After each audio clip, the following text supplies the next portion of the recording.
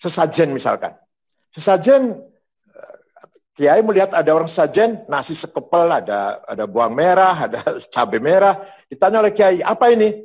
Ini sesajen Kiai untuk mengusir roh jahat. Kata Kiai, Anda kan mampu, ya cukuplah mapan. Maka potong kambing dengan beras 20 kilo, 30 kilo. Tanya pada Kiainya, Kiai, ini taruh di pojok mana ini? Bukan ditaruh di pojok, tapi dimakan oleh para tetangga, teman, karib, sobat, terutama fakir miskin. Tapi sebelum dimakan, berdoa dulu. Minta pada Yang Maha Kuasa. Minta apa? Kamu selamat, istrimu selamat, anakmu selamat, keluargamu selamat, hartamu selamat, hidupmu selamat, matimu selamat. Maka namanya bukan sesajen, tapi selamatan.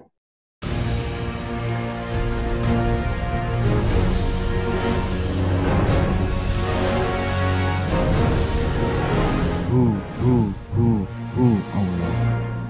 Maka santri itu sebenarnya cikal bakal prinsip nilai-nilai kebangsaan, lintas agama, lintas kelompok, lintas budaya, lintas suku. Karena santri dibekali oleh para kiai di pesantren agar menjadi orang yang pandai bergaul, bisa bermasyarakat, bisa berteman, menerima semua orang pihak. Wala udwana illa 'alal zalimin. Tidak boleh bermusuhan kepada siapapun kecuali yang zalim, yang melanggar hukum, itu baru dianggap musuh. Selama orang itu tidak termasuk zalim, non-muslim, beda agama, beda suku, beda kelompok, beda budaya, jangan dijadikan penghalang kita membangun persahabatan. Itu pada dasarnya. Maka Kiai Hasyim Asy'ari ketika membangun Nahdlatul Ulama mempunyai 3 ukhuwah, 3 solidarity. Ukhuwah Islamiyah, persaudaraan umat Islam, ukhuwah watoniyah, persaudaraan sebangsa setanah air, dan ukhuwah insaniyah, pergaulan atau persaudaraan kemanusiaan. Nah, ini nanti akan menjadi cikal bakal generasi atau kelompok umat yang akan mempertahankan, akan paham betul bagaimana mempertahankan keutuhan NKRI ini. Bagaimana mempertahankan kesatuan masyarakat. Sebuah bangsa itu harus bersaudara. Prinsip dari kesatuan adalah persaudaraan yang dibangun. Yang menjadi pahlawan persaudaraan. Yang dikemukakan di ada persaudaraan. Nantilah keuntungan, interest, hasrat, ego, hedon, itu nanti belakangan. Yang pertama adalah kepersaudaraan. Maka sangat penting sekali apa yang telah disampaikan para kiai, terutama Kiai Hasyim Asy'ari, ukhuwah watoniyah. Kalau sudah persaudaraan itu mantap, lahirlah sebuah bangsa yang kokoh dan bersatu, baru di atas persaudaraan yang mantap itulah kita bangun yang lain-lainnya. Yang Islam bangun Islam, yang non-Muslim bangun syiarnya, agamanya masing-masing. Di atas tanah air yang kokoh dan bersatu. Ini kecerdasan para aulia, kecerdasan para wali songo terutama dalam membangun persaudaraan umat Islam berhadapan dengan non-Muslim ketika itu. Sama sekali tidak ada kekerasan, tidak ada perang, tidak ada tumpahan darah. Hanya 50 tahun, dari tahun 1450 sampai 1500, masyarakat Islam sudah berada di mana-mana, sampai-sampai kerajaan Majapahit, Pajajaran, Sriwijaya hilang dari peta sejarah tanpa peperangan, tanpa konfrontasi, tanpa berdarah-darah. Hanya pendekatan budaya. Kalau mau supaya lebih mantap, saya contohkan satu saja deh. Sesajen misalkan. Sesajen, Kiai melihat ada orang sesajen, nasi sekepel, ada bawang merah, ada cabai merah. Ditanya oleh Kiai, apa ini? Ini sesajen Kiai untuk mengusir roh jahat. Kata Kiai, Anda kan mampu, ya cukuplah mapan. Maka potong kambing dengan beras 20 kilo, 30 kilo. Sudah dimasak beras jadi nasi 50 piring, sudah potong kambing jadi gulai atau jadi lauk 50 mangkok. Si orang itu tanya pada Kiainya, Kiai, ini taruh di pojok mana ini? Bukan ditaruh di pojok, tapi dimakan oleh para tetangga, teman, karib, sobat, terutama fakir miskin. Tapi sebelum dimakan, berdoa dulu. Minta pada Yang Maha Kuasa. Minta apa? Kamu selamat, istrimu selamat, anakmu selamat, keluargamu selamat, hartamu selamat, hidupmu selamat, matimu selamat. Maka namanya bukan sesajen, tapi selamatan. Itu antara lain cara bagaimana Kiai mendakwakan Islam pada masyarakat Jawa ini. Satu lagi contoh, Sunan Kudus. Nama lengkapnya Ja'far Shadiq Ibn Utsman Al-Hamadani. Itu datang dari Hamadan, Persia. Melihat masyarakat Hindu melihat sapi disembelih masih tidak enak, walaupun sudah masuk Islam. Walaupun sudah masuk Islam, melihat sapi disembelih masih tidak enak rasanya. Karena waktu di Hindu, sapi dihormati. Maka Sunan Kudus mempunyai ijtihad, Kudus dan sekitarnya, Pati dan Jepara itu tidak boleh potong sapi, tapi diganti kerbau. Padahal di Quran nggak ada. Kerbau itu nggak ada. Korban itu onta, sapi, kambing. Tapi Sunan Kudus berhasil dengan ijtihadnya mengganti sapi dengan kerbau. Sampai sekarang di Kudus, di Pati ada soto kerbau, nggak ada soto sapi. Inilah langkah-langkah bijak bagaimana Wali Songo menyebarkan Islam kepada masyarakat yang waktu itu masih animis atau sudah Hindu atau Buddha, sehingga mereka menerima ajaran Islam berkat kelihayan strategi dakwah para Wali Songo. Nah, ketika terbentuk masyarakat yang taat beragama, yang punya nilai-nilai akhlakul karimah, maka mereka diberi nama santri.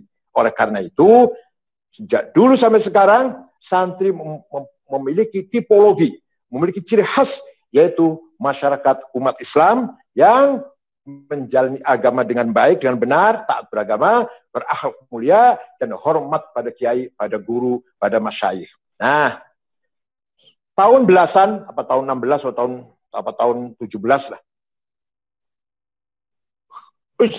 Dunia Islam dipimpin oleh satu khalifah, satu pemimpin sentral di Turki, Khalifah Ottoman. Akan tapi waktu itu Khalifah Ottomani the sick man, orang sakit, Rajul Marid orang sakit yang nggak mampu apa-apa, nggak punya kekuatan apa-apa. Wilayahnya dijajah semua. Irak, Mesir, Sudan, jajah Inggris, Suriah, Lebanon, Tunis, Aljazair, Prancis, Libya, Italia, Indonesia, Belanda, semua dikangkangi oleh kolonial. Di semua wilayah Islam. Tinggal Turkinya saja yang tidak dijajah. Nah, Kiai Hasyim Asy'ari mempunyai kecerdasan. Waskito itu apa? Kearifan, memprediksi dengan benar. Yaitu, kalau bahasa kasarnya ramalan lah. Atau ya, ramalan, nubuat. Bahwa khilafah itu nanti akan bubar. Hasyim Asy'ari itu. Bahwa khilafah nanti akan bubar. Kalau nanti khilafah itu bubar, jangan sampai di Nuswantoro ini, Nuswantoro ya, Nusantara maksudnya, umat Islamnya menjadi sekuler. Menjadi umat Islam yang tidak ada semangat beragama. Menjadi sekuler lah. Memang rencananya Belanda juga ingin mensekulerkan umat Islam. Maka kenapa kiai-kiai mengharamkan anaknya sekolah di Belanda itu karena nanti akan jadi orang sekuler. Itu kan kebijakan Belanda tahun berapa? Tahun 19 berapa itu? Yang katanya politik etik gitu. Membuka sekolah tapi nanti tujuannya supaya anaknya orang Islam tetap sekuler. Nah, Hasyim Asy'ari tahun 16-17 sudah mengatakan ini nanti khilafah akan bubar. Kalau nanti khilafah bubar, jangan sampai umat Islam di Nuswantara ini menjadi umat masyarakat yang sekuler, maka buru-buru cepat-cepat Hasyim Asy'ari menggabungkan antara teologi dan nasionalisme. Keluarlah jargon sangat terkenal, hubbul watan minal iman. Nasionalisme bagian dari iman. Mohon maaf, saya di Timur Tengah 14 tahun, 13 tahun setengah lah. Dari S1 sampai S3. Tidak ada ulama yang mengatakan demikian. Tidak ada ulama yang punya jargon hubbul watan iman di Timur Tengah. Nggak ada, nggak saya temuin. Apa Syekh Yusuf Qaradawi, apa Syekh Ghazali yang besar-besar itu. Nggak ada, nggak pernah mengatakan hubbul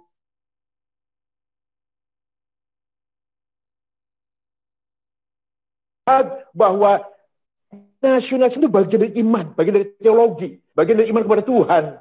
Maka bagi yang nggak senang, yang teman-teman kita yang agak kanan itu selalu bertanya, apa ada hadisnya itu? Ya bukan hadis, nggak ada hadisnya. Ini ijtihadnya Hasyim Asy'ari kok. Supaya antara teologi agama, iman, dan politik kebangsaan, nasionalisme harmonis. Anda beriman harus nasionalis, Anda nasionalis harus beriman pada Tuhan. Betul, tahun 1924, Khilafah Ottoman bubar. Yang membubarkan Mustafa Kemal Atatürk, khalifah terakhir namanya Abdul Majid, dibuang ke Jerman sekeluarga. Umat Islam goncang, khilafah bubar, umat Islam tanpa pemimpin goncang. Pernah ada pertemuan ingin membentuk khilafah lagi, gagal. Pertama kali ada kelompok yang ingin membentuk partai politik dan dengan semangat nasionalisme melawan penjajah adalah Partai Ba'ath, Partai Sosialis Sekuler, Ba'ath. Pendirinya namanya kebetulan beragama Kristen Ortodok dari Damaskus, namanya Mitchell Aflaq.